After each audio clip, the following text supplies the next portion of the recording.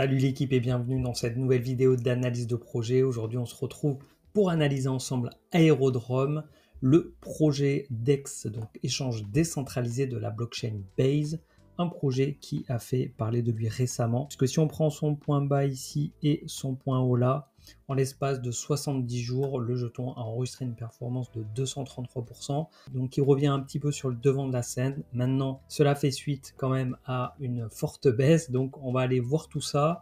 Est-ce que c'est le bon moment pour se positionner? Quels sont les potentiels objectifs de prise de profit qu'on peut attendre sur ce jeton? C'est ce qu'on verra dans la deuxième partie de cette vidéo, puisque tout d'abord, on va s'intéresser aux fondamentaux, aux bases, à quel problème vient répondre Aerodrome et à quoi il sert dans l'écosystème, quelle est son utilité, quelles sont ses métriques, comment il se positionne par rapport à ses concurrents.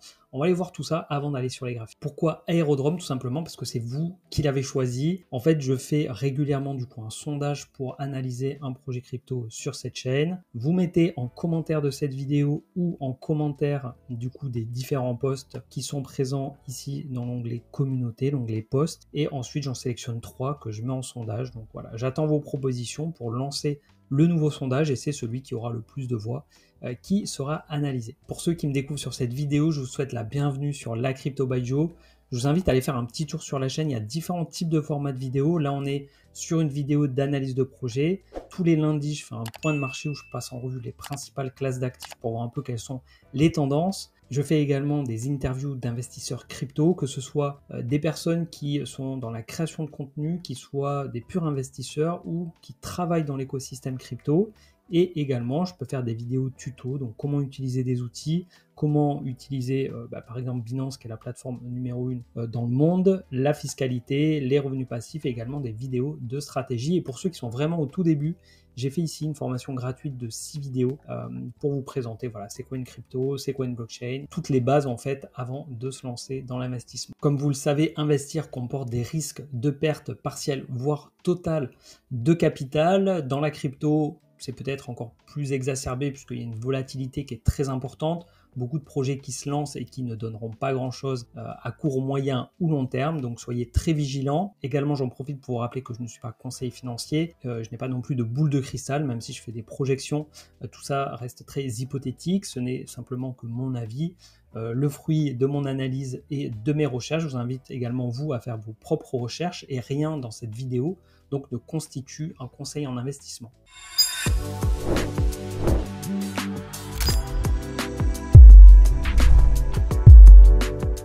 Pour commencer, je vous propose de revenir sur la genèse d'Aerodrome, comment et pourquoi ce projet est né. Donc ici, on est sur le médium de Aerodrome. Je vous mettrai comme toujours tous les liens utilisés dans cette vidéo pour les recherches dans la description si vous voulez aller creuser, aller un peu plus loin et faire, comme on le dit souvent, vos propres recherches. La croissance des Layer 2 sur Ethereum s'accélère depuis plusieurs années. Des transactions quotidiennes qui sont aujourd'hui supérieures à celles qu'on peut voir sur Ethereum, notamment grâce à des frais réduits et une meilleure rapidité. On dit qu'Ethereum est là pour la partie sécurité et décentralisation et que les Layer 2 sont là plus pour la partie scalabilité, donc aller vite et au moindre coût. Des DEX centrés sur un écosystème comme Velodrome sur Optimism se sont révélés bien plus efficaces pour stimuler l'activité économique que les DEX multi-chain traditionnels comme par exemple Uniswap. Velodrome est devenu le hub de liquidité principal d'Optimism avec un alignement total sur la croissance de son écosystème, ce qui lui confère un avantage concurrentiel unique. De la même manière, Base, qui est la L2 lancée par Coinbase,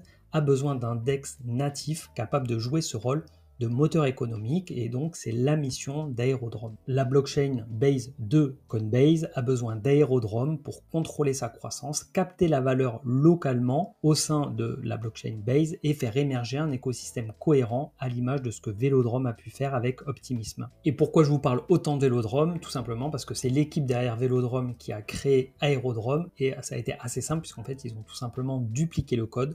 Donc on retrouve le même code pour Aerodrome que pour Velodrome. Ces deux DEX ont finalement les mêmes caractéristiques et fonctionnent sensiblement de la même manière. Alors même si l'équipe a montré sa capacité à livrer un produit qui soit performant avec une communication transparente et régulière, il n'en demeure pas moins que cette équipe reste anonyme et ça pour moi, c'est toujours un petit point dérangeant. Et pour ceux qui me diraient, oui, mais Bitcoin, tu ne sais pas non plus qui est derrière, c'est pas du tout la même chose. Bitcoin ne répond pas du tout à la même demande, aux mêmes besoins que les autres projets crypto comme Aerodrome. Concernant sa tokenomics, l'offre totale est de 1,670 milliard environ de jetons et il y en a environ la moitié, 51%, 646 millions qui sont actuellement en circulation, sachant que l'offre est maximale puisque c'est un projet qui a de l'inflation.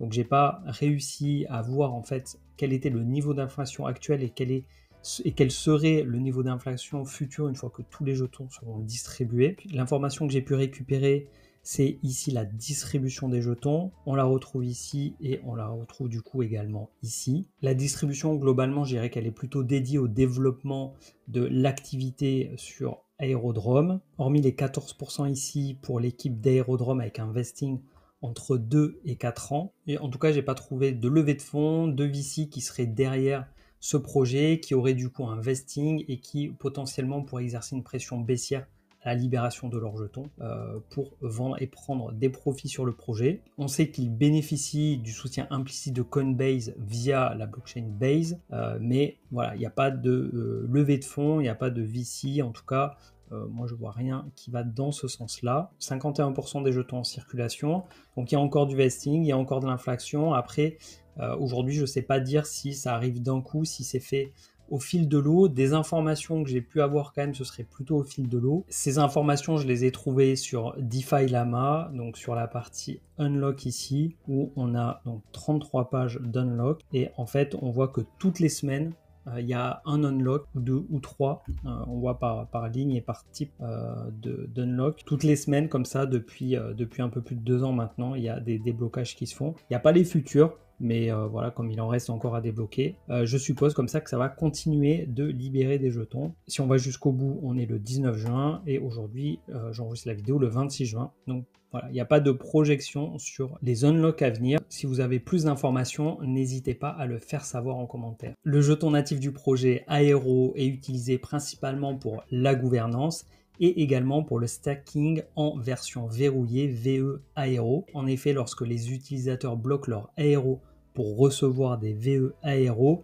ça leur permet de voter sur l'allocation des récompenses au pool de liquidité. Le modèle économique repose sur un système d'inflation contrôlé, même si j'ai pas réussi à en savoir plus, avec redistribution des frais de protocole au VE Aero et incitation alignée sur le long terme. Il est important de préciser pour ceux qui ne le sauraient pas que la blockchain Base n'a pas de jetons et donc Aero est également un moyen de s'exposer à la blockchain Base, de s'exposer aux narratives de cet écosystème. Mais au-delà de ça, je trouve que son utilité reste quand même assez limitée et si demain Base sort un jeton pour sa propre blockchain, Aero perdra selon moi encore plus d'intérêt. Ici on est sur la TVL d'Aerodrome, la Total Value Locked, donc l'ensemble des actifs qui sont bloqués actuellement sur le protocole Aerodrome. C'est une donnée qui est très suivie pour toutes les applications de finance décentralisée, également pour les blockchains qui se spécialisent, qui sont très utilisées dans la finance décentralisée.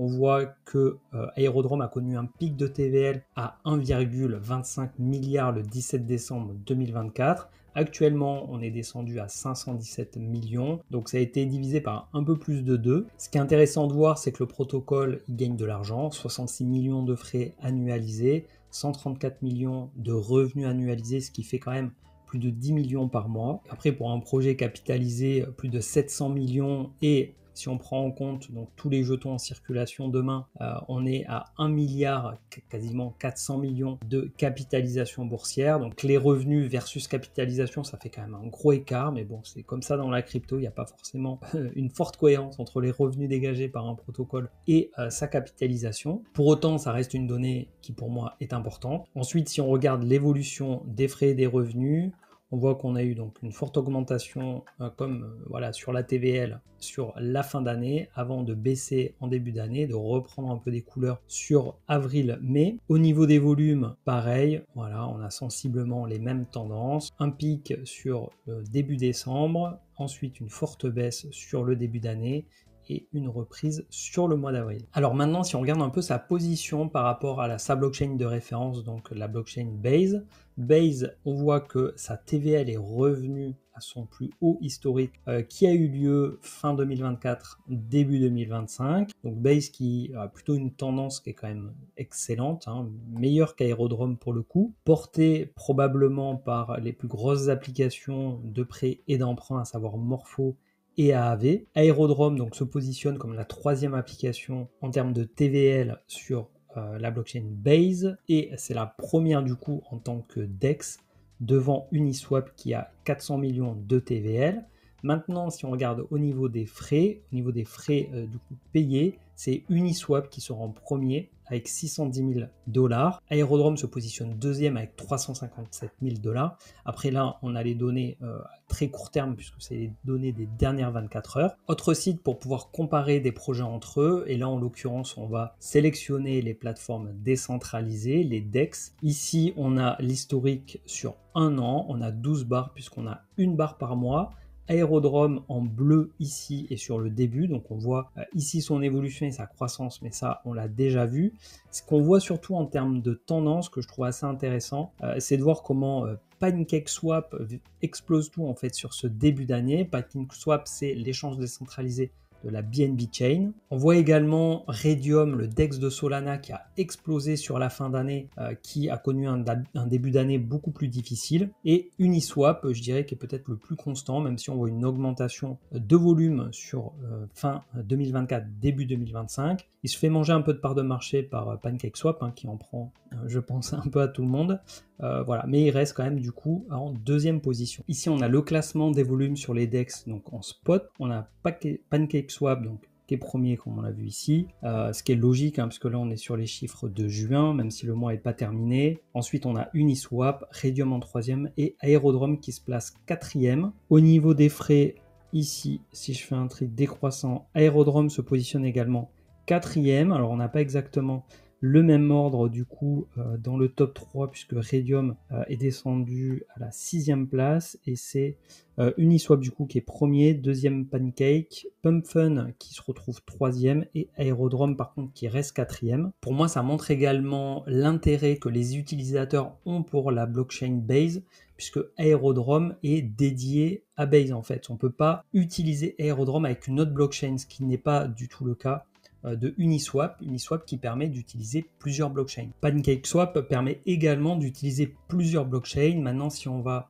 sur DeFi Llama, qu'on voit en tout cas au niveau de la TVL, ici, on voit que la BSC représente, comme ça de tête, je dirais 95% de la TVL en fait, du coup, et sur la Binance Smart Chain, même si il y a possibilité du coup de faire des échanges avec d'autres blockchains sur PancakeSwap. Pour résumer, Aerodrome et son jeton Aero se positionnent comme le DEX le plus utilisé de la blockchain Base, qui est la layer 2 d'Ethereum la plus utilisée. Si on prend l'activité des DEX, donc des plateformes d'échange décentralisées, Aerodrome se positionne plutôt dans les leaders, même si sa part de marché en termes de pourcentage reste relativement faible face aux leaders qui écrasent un peu le marché et qui se relayent un peu à tour de rôle.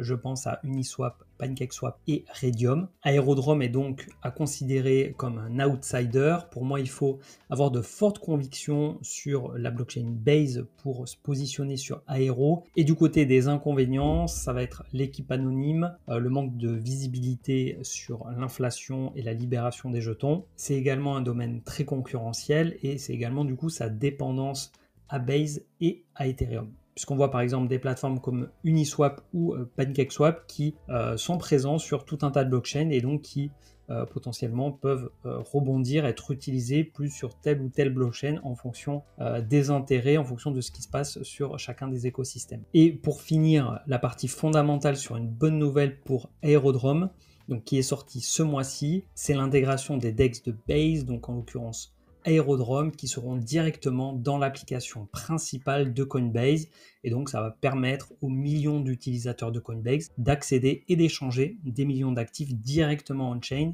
via potentiellement donc Aerodrome. On se retrouve maintenant sur les graphiques pour la partie analyse technique. On est donc ici sur Aero, on est en weekly, en semaine, chaque bougie représente une semaine.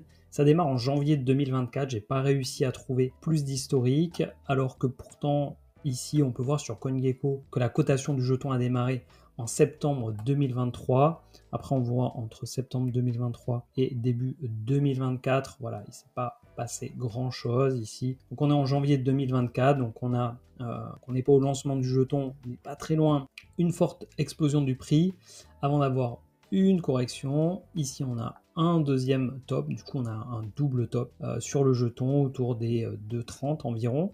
Et depuis donc la fin d'année, le 9 décembre 2024, comme beaucoup d'altcoins, on a le jeton qui a gentiment perdu 87% de sa valeur, descendant du coup au minimum à 28 centimes, avant, comme on l'a vu en début de vidéo, de réenclencher une hausse de plus de 200% par rapport à son plus haut, donc la semaine dernière. Si on regarde avec les retracements de Fibonacci, on va partir du point bas ici, autour des 3 centimes de janvier. On va aller chercher le plus haut ici, autour des 2,3 $, et on a le prix qui est revenu. Je vais décaler un tout petit peu. Voilà, le prix est revenu ici, donc sous les 618, sous les 786. Il est venu rebondir ici avant de rentrer dans la zone des 886. Il est revenu sous les 618 et là maintenant, voilà, il a fait un rebond encore là et il va tenter du coup de repasser au-dessus des 618. Donc à la question, est-ce que c'est encore un bon moment pour se positionner? On est encore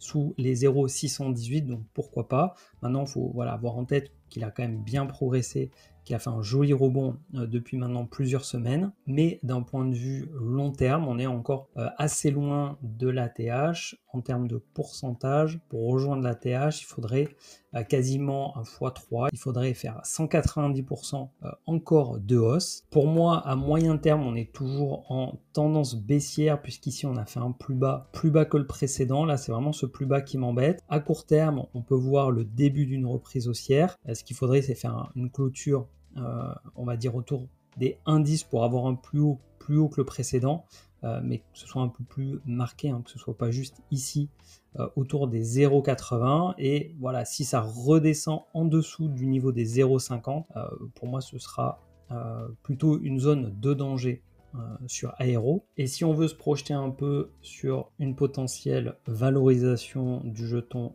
Aero, ici donc on pourrait viser une prise de profit autour des 2,50, ce qui serait un petit peu supérieur légèrement à l'ATH de Aero, les 1,618 autour des 3,90, les 2,618 autour des 6,12 et les 3,618 un peu plus de 8 $ le Aero, ce qui correspond quand même à un x10 par rapport au prix actuel. Actuellement, vu la tendance générale, à dire assez global sur l'ensemble du marché des alts. Pas besoin de vous rappeler que les alts représentent un risque très élevé de perte partielle ou totale en capital. Mais je voulais quand même vous en toucher deux mots parce qu'on a tendance quand même à avoir la mémoire un peu courte. Et si demain on a une reprise haussière et qu'on a les cryptos d'une manière générale, mais là si on parle de Aero plus particulièrement qui va dépasser les 4, les 5, les 6 $, il y aura un sentiment d'euphorie qui apparaîtra avec un FOMO, avec l'envie de réinvestir, alors que c'est à ce moment-là du coup qu'il faudra prendre ses profits pour ceux qui se seront positionnés du coup